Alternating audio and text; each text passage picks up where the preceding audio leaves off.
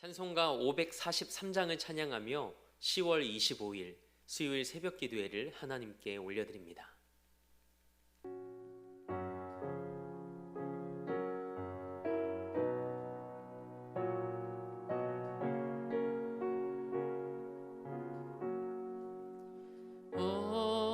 어려운 일 당할 때 나의 믿음 적으나 의지하는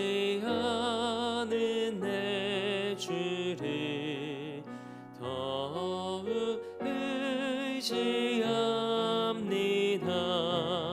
세월 지나갈수록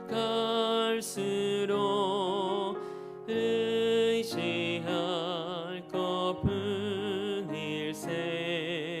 무슨 일을 당해도 예수 의지합니다. 성령께서 내 마음 밝히 비춰주시니 인도하심 따라서 주만 의지합니다. 세월 지나갈수록 의지할 것뿐일세.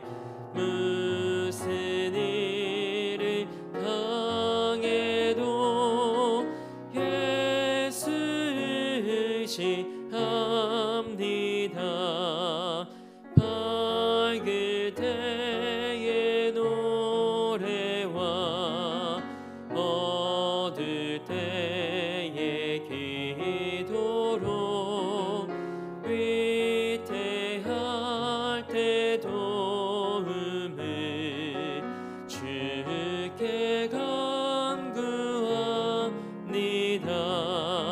세월 지나갈수록 의지할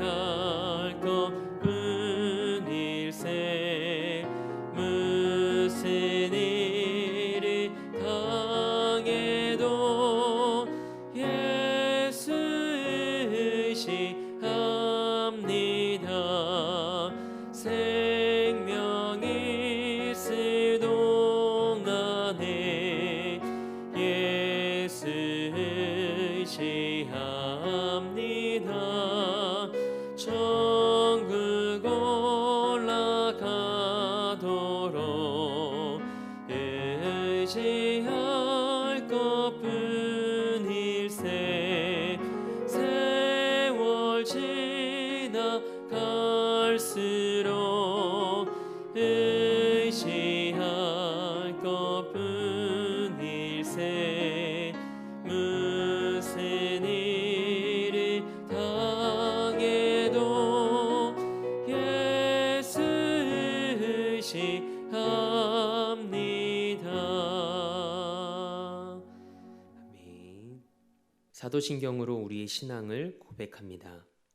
나는 전능하신 아버지 하나님, 천지의 창조주를 믿습니다. 나는 그의 유일하신 아들, 우리 주 예수 그리스도를 믿습니다. 그는 성령으로 잉태되어 동정녀 마리아에게서 나시고 본디오 빌라도에게 고난을 받아 십자가에 못 박혀 죽으시고 장사된 지 사흘 만에 죽은 자 가운데서 다시 살아나셨으며 하늘에 오르시어 전능하신 아버지 하나님 우편에 앉아 계시다가 거기로부터 살아있는 자와 죽은 자를 심판하러 오십니다. 나는 성령을 믿으며 거룩한 공교회와 성도의 교제와 죄를 용서받는 것과 몸의 부활과 영생을 믿습니다. 아멘. 찬송 270장 한 장 더 우리 힘차게 박수하며 하나님 앞에 영광 올려드립니다.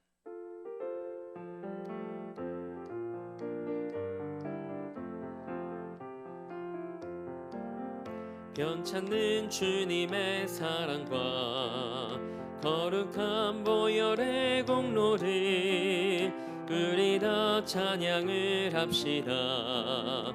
주님을 만나볼 때까지 예수는 우리를 깨끗게 하시는 주시니 그의 피 우리를 눈보다 더 희게 하셨네. 우리를 깨끗게 한 피는 무궁한 생명의 물일세. 생명의 구원을 받은 자 하나님 찬양을 합시다. 예수는 우리를 깨끗게 하시는 주시니 그의 피 우리를 눈보다 더 희게 하셨네. 주님의 거룩한 보혈을 날마다 입으로 간증해 담대히 싸우며 나가세. 천국에 들어갈 때까지 예수는 우리를 깨끗게 하시는 주시니 그의 피 우리를 눈보다 더 희게 하셨네. 십자가 단단히 붙잡고 날마다 이기며 나가세. 머리에 면류관 쓰고서 주 앞에 찬양할 때까지 예수는 우리를 깨끗게 하시는 주시니 그의 피 우리를 눈보다 더 희게 하셨네. 아멘. 오늘 우리에게 주신 하나님의 말씀은 사도행전 10장 17절에서 23절까지의 말씀입니다. 하나님의 말씀을 받겠습니다 고백한 후에 저와 여러분 한 목소리로 합독하겠습니다. 하나님의 말씀을 받겠습니다. 베드로가 본 바 환상이 무슨 뜻인지 속으로 의아해 하더니 마침 고넬료가 보낸 사람들이 시몬의 집을 찾아 문 밖에 서서 불러 묻되 베드로라 하는 시몬이 여기 유숙하느냐 하거늘. 베드로가 그 환상에 대하여 생각할 때 성령께서 그에게 말씀하시되 두 사람이 너를 찾으니 일어나 내려가 의심하지 말고 함께 가라. 내가 그들을 보내었느니라 하시니 베드로가 내려가 그 사람들을 보고 이르되 내가 곧 너희가 찾는 사람인데 너희가 무슨 일로 왔느냐. 그들이 대답하되 백부장 고넬료는 의인이요 하나님을 경외하는 사람이라. 유대 온 족속이 칭찬하더니 그가 거룩한 천사의 지시를 받아 당신을 그 집으로 청하여 말을 들으려 하느니라 한대. 베드로가 불러들여 유숙하게 하니라. 이튿날 일어나 그들과 함께 갈새 욥바에서 온 어떤 형제들도 함께 가니라. 아멘. 하나님의 말씀으로 새로운 하루를 여는 사랑하는 성도님들의 삶이 하나님의 주권을 인정하고 순종하는 삶이 되길 주님의 이름으로 축복합니다. 오늘은 세밀하게 계획하시고 이끌어 가시는 하나님이라는 제목으로 하나님의 말씀 함께 나누고자 합니다. 우리는 어제 새벽 고넬료와 베드로가 기도 중에 하나님께서 보이셨던 환상에 대한 말씀을 나눴습니다. 고넬료는 하나님께서 보여주신 그 환상에 즉각 순종하여 베드로를 데려오기 위해 세 사람을 욥바로 보냅니다. 그래서 세 사람은 하나님께서 자신의 주인인 고넬료에게 자세히 알려주신 무드장이 시몬의 집으로 출발합니다. 고넬료가 있던 가이사랴에서 베드로가 있던 욥바까지는 약 48km입니다. 도보로 12시간 정도 소요되는 거리였죠. 고넬료가 오후 3시쯤 하나님의 환상을 보고 즉각 순종하여 사람을 보냈다면 적어도 늦은 오후나 이른 저녁에 욥바로 출발했을 겁니다. 그때 출발해서 다음 날 오후 12시쯤 욥바에 다다르게 되죠. 하나님은 고넬료가 보낸 사람들이 무두장이 시몬의 집에 도착하기 직전에 기도하기 위해 지붕으로 올라갔던 베드로에게 환상을 보여주십니다. 유대인들에게 부정하다고 여기는 짐승들을 먹으라고 하신 그 하나님의 음성에 베드로는 이것이 무슨 의미인지 몰라 의아해합니다. 원어 성경을 보면 당황했다는 표현을 사용합니다. 자신이 본 환상에 당황해하며 그 의미를 이해할 수 없어서 깊이 생각하고 있던 그때 마침 고넬료가 보냈던 사람들이 무두장이 시몬의 집에 도착하죠. 고넬료가 보낸 사람들이 무두장이 시몬의 집 앞에 서서 베드로라 불리는 시몬이 유숙하고 있는지를 묻습니다. 그때 성령님께서 베드로에게 말씀하십니다. 너를 찾아온 사람들이 있으니 의심하지 말고 함께 가라. 그들은 내가 보낸 자들이라. 이 음성을 듣고 베드로가 지붕에서 내려왔는데 베드로는 그 자리에서 고넬료가 보낸 사람들과 마주합니다. 드라마틱한 장면이죠. 하나님께서 고넬료를 위해 세밀하게 계획하시고 한치의 오차도 없이 일하셨다는 사실을 알 수 있는 말씀입니다.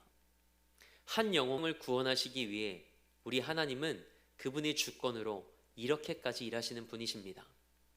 이 모든 일은 하나님께서 주도하셨습니다.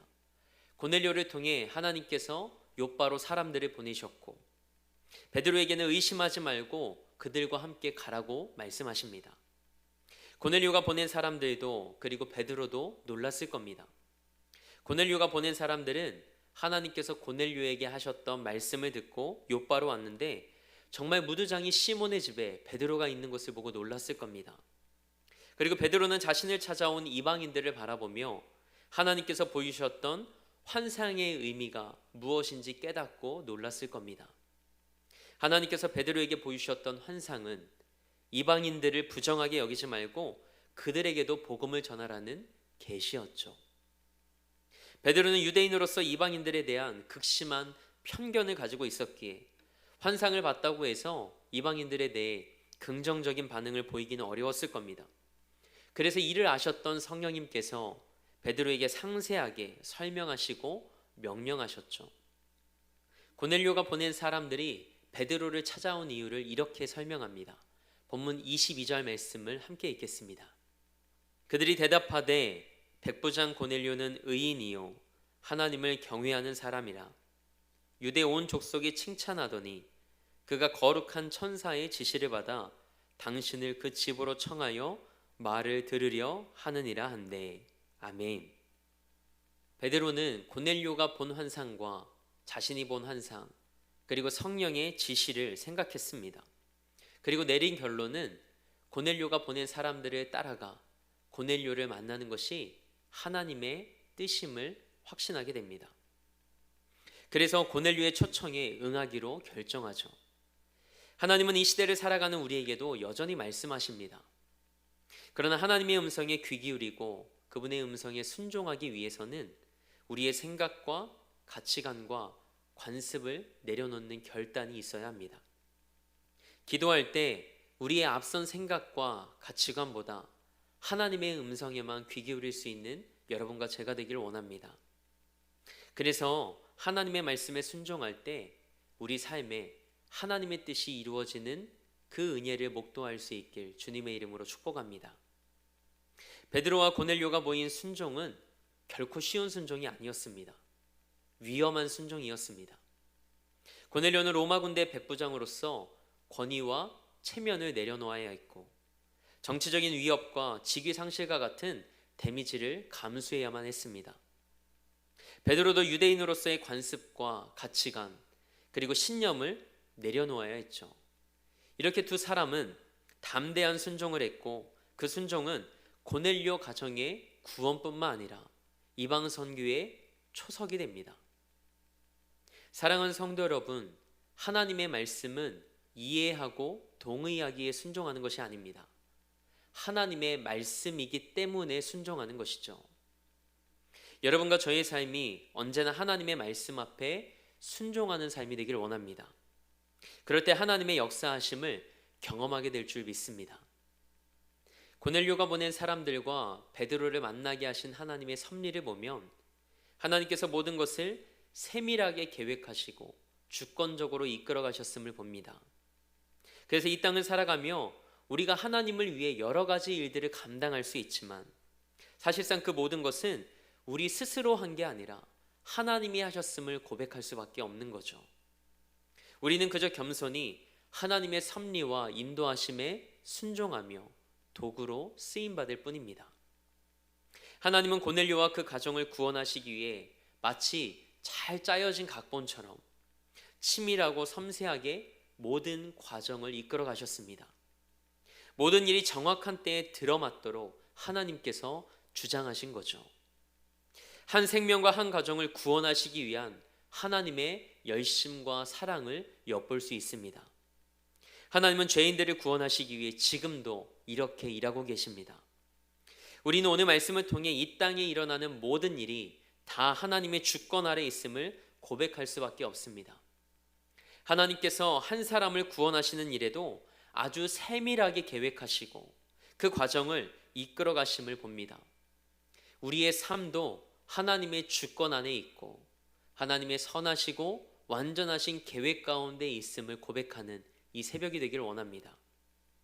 그래서 오늘의 상황 속에 마음이 무너져 내리지 않고 이 상황 안에서 하나님이 우리 삶의 선하심과 은혜를 어떻게 베푸실지 기대하며 설렘으로 주와 동행하는 이 하루가 되길 주님의 이름으로 축복합니다. 하나님은 살아계십니다. 할렐루야. 오늘 말씀을 잠언 29장 26절 말씀으로 매듭짓고자 합니다.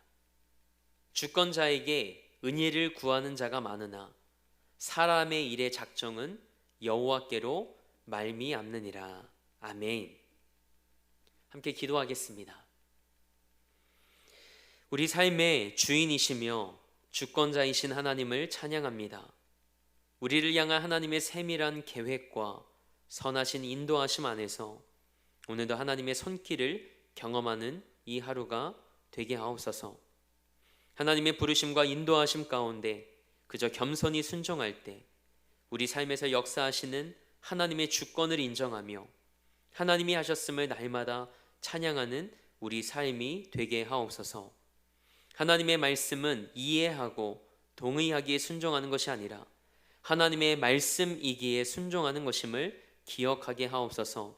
그래서 언제나 하나님의 말씀 앞에 순종하는 삶이 되게 하셔서 하나님의 역사하심을 경험하는 삶이 되게 하여 주옵소서. 이 나라와 열방을 위해 기도합니다. 하나님께서 이 땅과 열방의 주인이심을 고백하오니 마음에 무릎을 꿇은 자들을 통해 이 땅에 하나님의 나라가 속히 임함을 보게 하옵소서. 전쟁과 자연재해와 전염병으로 고통받는 자들이 예수 이름 안에서 소망과 생명을 얻는 은혜를 경험케 하옵소서. 우리 대림교회를 위해 기도합니다. 영혼을 구원하고 삶을 변화시키는 재단으로 하나님께 쓰임받게 하옵소서. 땅끝까지 복음을 전하는 선교 사역과 다음 세대를 세워나가는 사역에 힘쓰는 교회 되게 하옵소서. 담임 목사님이 영육간에 강건케 하시고 말씀의 능력과 하늘의 은혜로 덧입혀 주옵소서. 오늘까지 춘천 북지방 연합성회에서 말씀을 전하실 텐데 하나님의 은혜의 도구로 귀히 쓰임받는 시간 되게 하옵소서.